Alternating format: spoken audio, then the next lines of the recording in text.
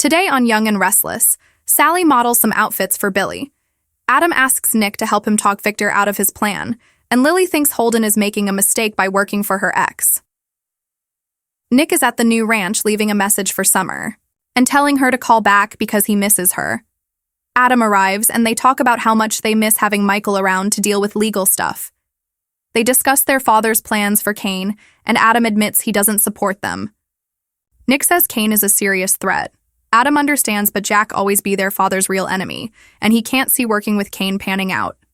Nick doesn't condone going after Jabba, but knows they can't stop it. His brother doesn't think this will work. Kane isn't stupid enough for this to work. Nick still thinks they are smarter than Ashby. Adam thinks the alliance part is the mistake, and they need to let it go. His brother says they can protect their father. Adam is sure they could talk their father around if they went to him as a united front. Nick still doesn't think they can get through to their dad. He adds that Victor has some weapon he's planning to use. Adam can't imagine what that is. His brother only suspects that it could have something to do with the previous owner of the chateau. Adam still worries they have no idea what they are up against. Nick doesn't want to play nice with Kane, but will do what he has to for the sake of the family. If their dad's plan pans out, maybe he can deal with Kane on his own. Nick doesn't want to be in this, but he has no choice. Adam is surprised that Nick is the one fighting this time. His first instinct is usually to back away. Nick says he picks his battles. Adam doesn't think any formula will stop Kane's plan. His brother urges her to put his faith in their dad. Adam hopes they won't live to regret this. At Crimson Lights, Kane tells Lily he created a fake identity because he was afraid he would fail and disappoint her. He wanted to prove himself to her. Once his father was gone, success was his whole focus. He failed their marriage and let her down. He'll always regret that. She says he succeeded in business but failed as a father. Victor watches as Lily says Kane seems to have done all of this for nothing. She declares they are done as Victor walks over. Lily urges Kane to reflect on his choices and take responsibility. Once she leaves, Victor tells Ashby they should talk in private.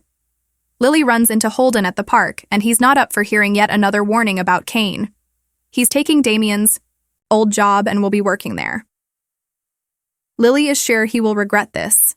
He hurts the people close to him. Holden tries to get out of this conversation, but she keeps talking, suggesting Kane gave him a job out of guilt. They rehash him turning down a job at Winters, and he says that Damien treated him like a lackey. Lily doesn't approve of how he talks about his friend. Holden says Damien shouldn't have treated him like trash. Lily thinks he's harsh. He explains that Damien decided he didn't need a friend when he got a brother. Lily accuses him of shutting down his feelings. He accuses her of doing the same about Kane. She claims he's clueless and likes to offer his 2 cents.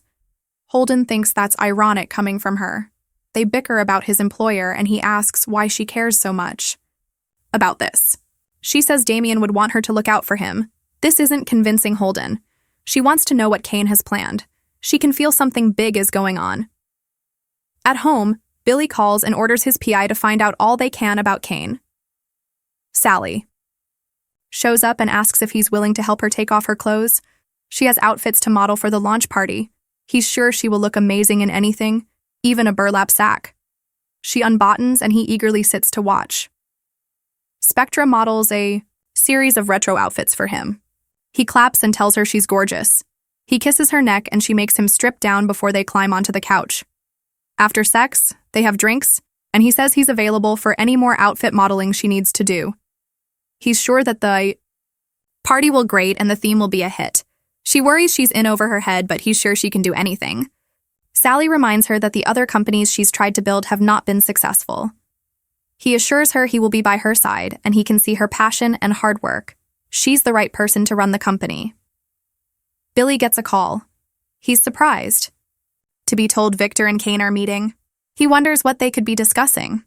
Sally suggests having a PI follow Kane could be unwise. He says she's being a worrywart. Billy doesn't know what he's trying to learn, but he wants to be ready for when Kane slips up. Then he can get in and heat him to the punch. Kane takes Victor to his train. This gives the mustache a laugh. They rehash the last offer Victor made him to go after Jabot. Ashby isn't in the mood to cut a deal, especially after they exposed him in the press. Victor refuses to discuss selling Chancellor and assumes Kane wants it back for Lily's sake. The eye. Newman suggests it would be good for him if they became allies. He pulls out an envelope and offers to make sure the contents never see the light of day. Ashby asks if he's got more to tarnish his name. Victor explains that he has evidence that the money for Arabesque came from Colin's last great swindle, of an elderly woman. That's the money Colin gave him to start his company. His entire fortune is the result of stolen money. Kane glares at him. He opens the envelope. It's a will leaving the woman's estate to Colin's final alias. Kane says if this is what happened, he doesn't know anything about it. Victor says he can't prove he wasn't part of the plan. The world will think Dirty Money built his empire if he releases this. He admits he's extorting him. Your move, Victor says. He asks him to join him as an ally against Jabot.